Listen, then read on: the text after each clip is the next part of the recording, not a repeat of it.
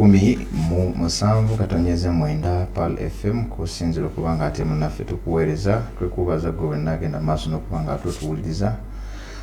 Allahumma ya rabbi shrah li sadri wa yassir li amri wahlul 'uqdatan min lisani yafqahu qawli. Nahmaduhu subhanahu wa ta'ala wa nu'minu bihi wa na'udhu billahi min shururi anfusina wa sayyiati a'malina. من يهده الله فلا مضل له ومن يضلل فلا هادي له وأشهد أن لا إله إلا الله وحده لا شريك له وأشهد أن محمدا عبد الله ورسوله صلوات ربه والسلامه عليه وعلى آله ومن والاه إلى يوم الدين. أما بعد amanya nedobozi mu Sulaiman Kasule tele program manya Usilamu ebeyingiddewo okulaba nga ate ekwongerako kwekyo kyolinawo ku ddiini yo ey'Obusilamu. Nkwebaza gwe nakyagenze maaso n'okubanga totuwuliriza. Tusaba Allah ekitiibwa tabarakahu wa ta'ala ekigendererwa kye kirungi ekyo abeere nga akikugusiza ekyokwongera okumanya ddala eddiini n'okwongera okubeera nga buulyawo olongoosa emirimu gyo. Tusaba Allah ekitiibwa akutuuse ku kigendererwa ekyo. N'abalala bonna bwe batyo tubakoowoola tubagamba nti omukutu mugweyungeko mubeere nga bwe mutyo mugenda mu maaso n'okwongera okutegeera ku ddiini n'okuyiga ebyomugaso mu nsi eno naddala ebikwatagana ku byakhira ng'osinziira ku radio PAL FM nga bwetusinziira okuba nga tubaweereza n'emikutumira gyonna egiweereza eddiini oba egikusomesa okwongera okumanya ku ddiini ey'Obuisiraamu. Tubebaza medias we ziri mpitirivu, maradio we gali, TV, televisions we ziri. Tugamba nti tobeeraawo n'obeera nga ate bw'otya owegayalirira wakiri webiba byagana ku ssomero ate ku radio osobola okubaako neky'oyigako, ku TV osobola okubaako neky'owuliriza, ku simu yaabwe yonjo gy'olinaawo simaati osobola okubaako neky'oyiga. Tugamba nti tewegayalirira akaseera bwe katyo munnanga kagenze tekadda. Ate okwejjusa kuyinza kujja kuba kungi nnyo bw'onaaba ng'osinkanye owekitiibwa Allah nga wejjusa akaseera ke walinanga akayitirivu akanene akawanvu n'oba nga tewakaganyulwamu. Nkukubiriza okulaba nga obaako nekiweyongerako ne bwe kiba kigambo kimu bibiri olunaku nga kikwata ku ddiini yo obeera otambulidde olugendo lunene nnyo. Nkwebaza ku mbeera efaanako bwetyo. Siyinza kulekayo ate kubanga bwe ntyo nkubagiza wamu ne bannaffe mwenna oboolyawo abali mu miswiba egy'enjawulo nga mwe muli omusibo ogw'okufa, omusiba gwa bulwadde, accident n'ebirala byonna ebisobola okuba nga bwe bityo biyinza okuba nga bituuse ku bannaffe ab'enjawulo. Tusaba Allah ekitiibwa tabarakahu wa ta'ala abeere nga abibaggyirawo ate n'abo bonna Allah bawadde ebirungi. Tusaba Allah ekitiibwa bibakuumire abawe okuganyulwamu kwabyo okulungi okusinga obulungi. Buli kirungi muntu ky'abafunye nga n'amagezi mw'ogatadde kubanga eriyo abagayina ng'ate enkozesa yaago oboolyawo tekwatagana na mateeka Allah subhanahu wa ta'ala ge yatuteekako. So tusaba Allah ekitiibwa okutegeera kwaffe n'ebiyungo byaffe na buli kalungi konna katuwadde ku mubiri gwaffe na bwepo byetufunye mu duniya atongera okuba nga tubiganyulwamu mu nganyulwa esinga okuba ennungi kuno ku nsi ne ku akhira. Ekyo kibeebaza. Ntumira mwenna abawuliriza baffe egudde n'ebweya abasinzira ku mitimbagalo gyaffe ng'ababeera ku YouTube channels, ababeera ku Facebook pages, abagoberera radio n'ebitundu ebirala byonna empewo amayingo ga radios gye gatuuka oboolyawo amayingo ga medias ez'enjawulo gye gatuuka. Ng'era nnyo sinja kutandika n'okuba nga mbeebaza asole nga mbalagirira abatannaba kuba nga oboolyawo beegatta ku mukutu gwaffe ogwa YouTube channel weguli. Tulwana nnyo okulaba nga at least tusobola okuba nga tuweereza directly ku mpewo nga ne tuba tuli ku YouTube channel osobola okuba nga tulaba live. So tukugamba genda osubscribinge ku mukutu ogumanyikiddwa nga Inheritance in Uganda oba Islamic Inheritance Consultancy in Uganda. Omukutu ogweyungeko gusubscribingeko, gulaikinge, commentinga, gusharinge era osobola okuba nga tuboolyawo naawe ofunamu obulungi mu mbeera efaanako bwetyo. Naam, nga etuvuddeyo akkiriza ate era nnyongere mbatumireko abasiraamu baffe abalungi ba Masjid Hidaya awo abafamire yange mwenna mbatumirako gye musinzira okuwuliriza. Famire nze embeera na nnyingi zintera okutumirako Haji Rashid w'ekikaatu awe Kawempe. Buli yenna afubutuka mu lunyiriri olwo yonna gy'oli gy'osinzira okuba nga atowuliriza naawe bw'otyo nkutumiddeko. Abafubutuka mu jjajjaffe Settaala mwenna gye musinzira okuwuliriza abafutuka mu yajjaffe Kirumira Khalidi, abafutuka mu yajjaffe Haji Mwoli Musowedi awujokolera, mwenna manyi mubeerako ne mbeera nga muwuliriza, saba Allah ekitiibwa bawe mu bulungi. Abafutuka mu jjajjaffe Abdallah Mayiga gye musinziira yonna, abafutuka mu kitaffe jjajjaffe Kasule Kunyaawo mwenna, abafutuka mu jjajjaffe Wakikaatu mwenna insha Allah mbatumirako biidhnillah bazzukulu bakula kwetta, abo bonna bajjajjaffe mwenna manyi nti mubaayo ne mbeera nga muwuliriza, saba Allah ekitiibwa tabarakahu wa ta'ala bawemu obulungi. Sheikh Sinani sijja kwerabira wonna wosinzira okubanga towuliriza, nsaba Allah ekitiibwa akuuma obulungi n'abawuliza abaffe bonna abasigadde, mukadde wange Kakandaawo, mukadde wange Buwembo, mukadde wange Bashiri Senyonga, mwenna manyi mbeerako ne mbanga muwuliriza programu eno. Mwali mbuteeraba olwaleero nkujjukidde, sijja kulekayo kubanga ate nkutumirako okulaba nti obeerako ku programu n'owuliriza. Nsaba Allah ekitiibwa tabarakahu wa ta'ala akuuma obulungi mwonna n'aba jjajjaffe abafamire ya jjajjaffe Buteerabaawo insha Allah mwenna mbatumirako n'ensembyayo omukulu Sheikh Mahamudu oba Haji Mahamudu, sorry muganda wange omukulu Mahamudu, manyi obeerako ng'owuliriza program insha Allah. Saba Allah ekitiibwa akuuma obulungi. Nga tuvuddeyo nsaba okkirize nkutegeeze nti ku mulundi gwaffe ogwasembayo twasembayo nga tulabye ku obusika obukwatagana ku bakyala n'obusika obukwatagana ku baami bwe twalaba bwepo n'emigabo n'emigaso oba obulungi obuli mu kumanya abantu abo. Gwe wenna famire yo yonna gy'osinzira okuba nga owulira kirungi nnyo okumanya baani mu mmwe nga mu basika bwe twaboogera netugamba bali 25 naye mu 25 mwe muteekeddwa okuva omuntu alina okufa abasigadde tumusikire. So abantu abo bonna bwe bategeera n'omanya n'emitendere gyabwe nga bwe bali, kikusobozesa nti naye omuntu ne bw'aba azze osobola okwawula ng'omanyi nti agenda okugaba emmaali yaffe bwe tuba tumunyonnyodde famire anaamanya baateekeddwa okuba nga agabira oba tabamanyi, oba gwe bonaaba ofisse ng'ate olaba naawe obadde oteekeddwa kuba bwa mubo, tolaba nga kijja kuba kikuyamba okumanya nti naawe oli wa mubo oba toliimu. Abalwanira emmaali kijja kwongera okuba nga kikendeeza ku buvuyo obwo obubeerawo abantu abagirwanira ng'ate temuteekeddwa kuba nga mugifuna ne mumanya wawe mugwa. Ekyo nsonga nkulu nnyo eri ddala abasiraamu ffenna okwetoloola eggwanga. Kyo nkibeebaza, n'olwekyo okumanya abasika nsonga nkulu nnyo, kikuyamba kikendeeza ku buvuyo bungi oboolyawo obuzze bulabikira mu families ez'enjawulo ku nsonga ekwatagana naddala mu kusikira bannaffe bwe baba nga bavudde mu bulamu bw'ensi. Egyo emigaso twagiraba n'emigaso emirala egitali gimu, ate ngera tujja kweyongera okugenda mu maaso okulaba nga tugiraba. Oboolyawo Mukama Katonda ow'ekitiibwa tabarakahu wa ta'ala banatusobozesa okuba nga ate tulongoosa emirimu gyaffe.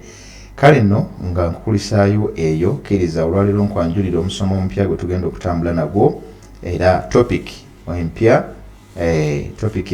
gye tugenda okuba nga tutambula nayo ku mulundi guno eyitibwa Anwa'ul Irith. Bonna nga bwe twabalaba abaami n'abakyala baani abateekeddwa okuba nga basikira omugenzi, ate Allah subhanahu wa ta'ala agenda mu maaso n'aba nga muvannyuma lw'okutemaatema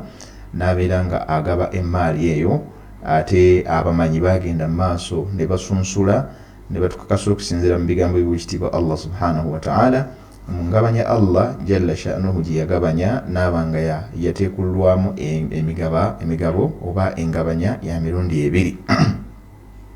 Era nga yengabanya y'ebyobusika gye tugenda okuba nga tutunulako wano olunaku olwaleero, ebyobusika by'omuntu yenna abeera afudde, engabanya yaabyo tesukka kubeera nti eri mu ngabanya ya mirundi ebiri oba ya miteeko ebiri gye tugenda okuba nga ate tutunulako biidhnillahi tabarakahu wa ta'ala.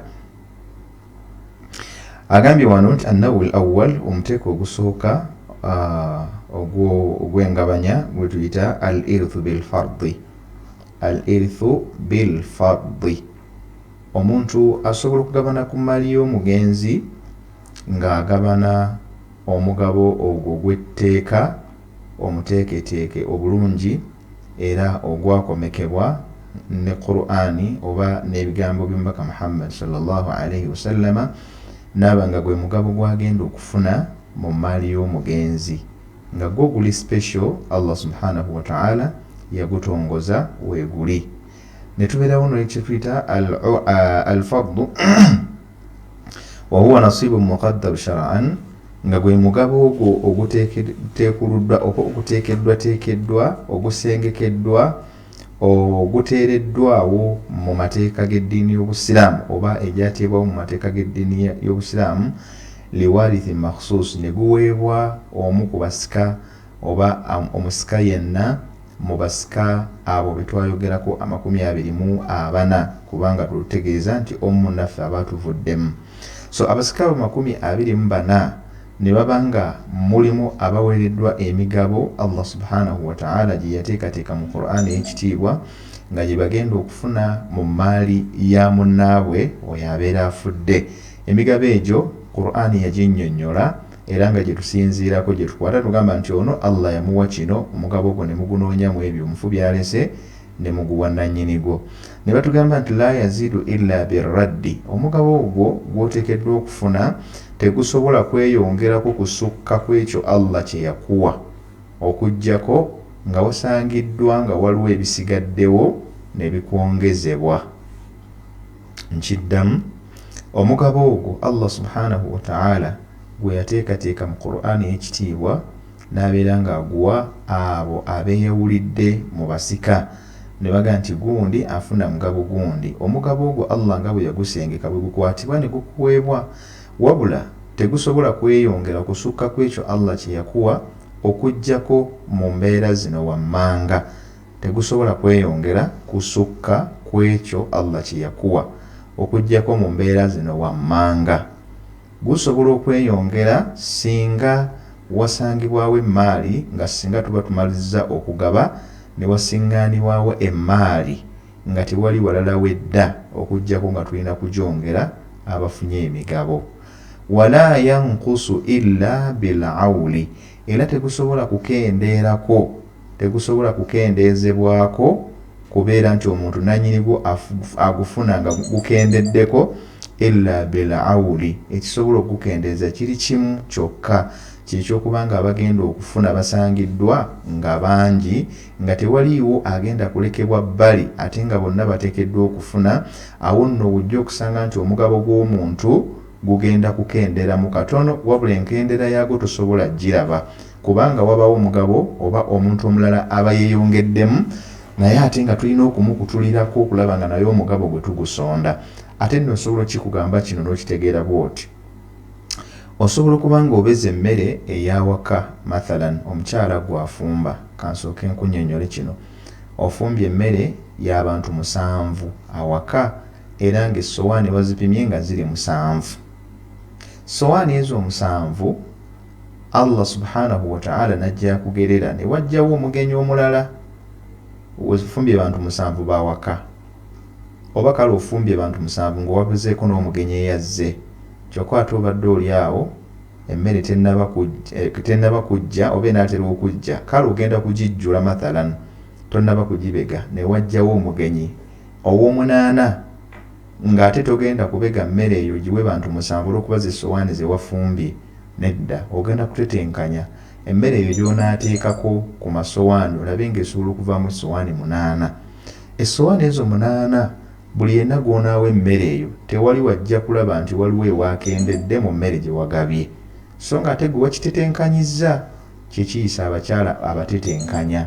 nti n'akatono waakiri akageraageranya ne kalaba nga kasobola okumala. So si kugamba nti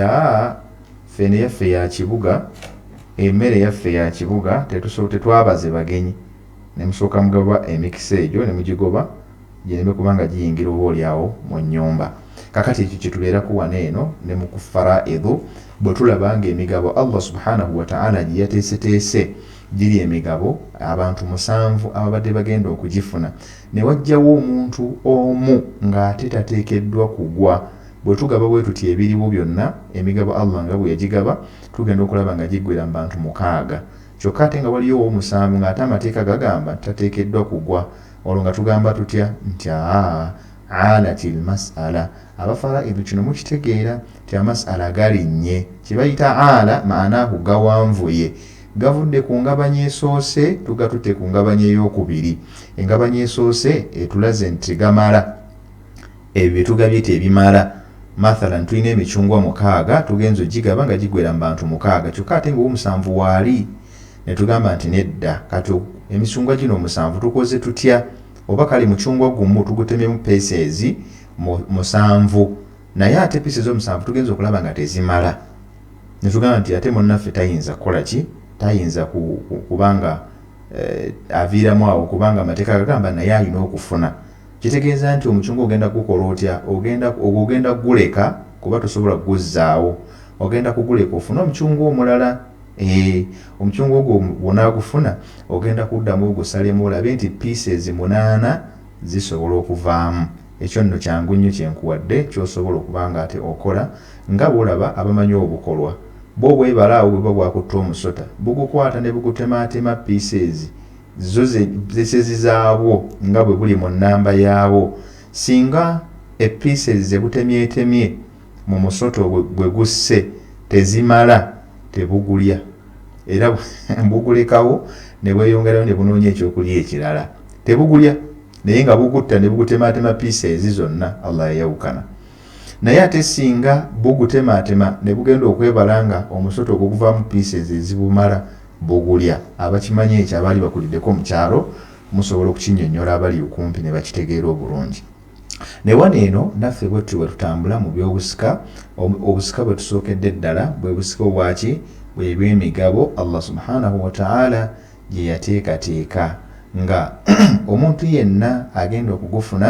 afuna nga Allah subhanahu wa ta'ala bwe yaguteekateeka mu Qur'an nga tegukyusiddwamu wadde amakulu tegukendeezeddwa ate era nga teguyongezeddwa wabula nga bwe buzize mu Qur'an embeera esobola okukyusa omugabo ogwo kyekyokuba nti tusangiddwa nga bannaffe bangi waliwo abeeyongeddeko nga tebalina kugwa tebalina kuva mu nfuna mu kugabana okwo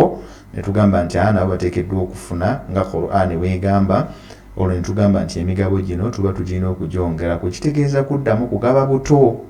emigabo gyonna gimale abantu abo ababeera bali mu kugabana okwo kyetugambye nti la yazidu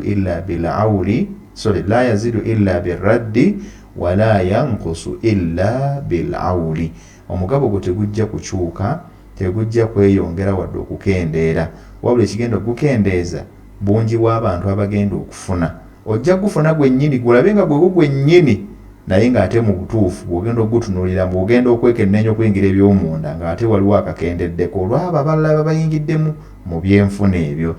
naye ate nga la yanqusu illa bilawuli la yazidu illa birraddi tegugenda kuweyongerako okuleka nga waliwo ebisigaddewo olw'ennamba y'abantu abatono abalina okugabana ebyobugagga kyokka ate nga gugenda kendeera olw'ennamba y'abantu abaana beeyongedde mu busika ng'ate ebyobugagga obaolyawo biyinza obutamala ekyo bwe kityo bwe nkinnyonnyodde nkakasa ggwe wenna agenda mu maaso n'okuba nga otuwuliriza ebyo oba wabinootinze dda mu kitabo tujja kgenda mpola mpola manyi nti gurupu y'abakanso ebeerako kuno ng'ewulira puroguramu eno olw'ensonga kirubirira ekyokuba nga tulongoosa engabana y'ebintu n'abasiraamu abasinga obungi abaddukira mu kooti oba oliawo nga twewala shariya olw'engaba yaayo ennungi ate ntusalawo netugenda tunoonya engaba ffe tegitulowooza nti yennungi ate nga oba oliawo tesiimisa Allah ow'ekitiibwa so tusaba bakanso mwenna abali ku sayidi eyo mu advocates ez'enjawulo eno puroguramu nnungi okulaba nga tugiwuliriza ebikulu mu byo ne tubinootinga oba oliawo bye tusobola okuluŋŋamyamu bannaffe وأن هذا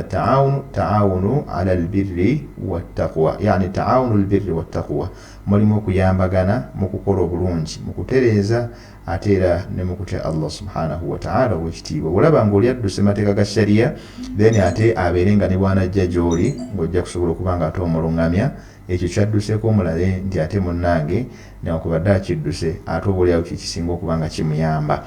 kale nno bwe tuvaawo ne tweyongerayo mu maaso ne tugamba nti wamaana al irith bilfardi amakulu g'ekigambo busika ng'omuntu asikira omugabo omuteeketeeke obulungi mugambe nti an ya'khudha alwarithu sahman au nasiban au hadhan, ye muntu okufuna omugabo oba ekitundutundu oba era kiyinza okukozesa kitundutundu mugabo oba portion mu luzungu bw'oba okyogedde muqaddara min tarikati mayitihi, ng'afunye omugabo ogwo oguteekeddwa ogugeraageranyiziddwa ogumaze okugerekebwa otuyinza okugamba ogugerekeddwa bulungi ng'agujja mu maali y'oyo gwalinako obusika n'aba nga omugabo ogwo gumuweereddwa mu mpeebwa ey'amateeka g'eddiini binassi kitaabin, nga tusinziira mu aya oba mu bujulizi bw'ebigambo by'ekitiibwa Allah okuvaako mu Qur'ani ey'ekitiibwa au sunnatin, oba nga tusinziira mu ebigambo by'omubaka Muhammadi sallallahu alayhi wasallama waqad yazidu hadha sahamu wannasibu birraddi, gusobola okweyongerako akatono nga bwe twogedde wali omugabo ogwo imma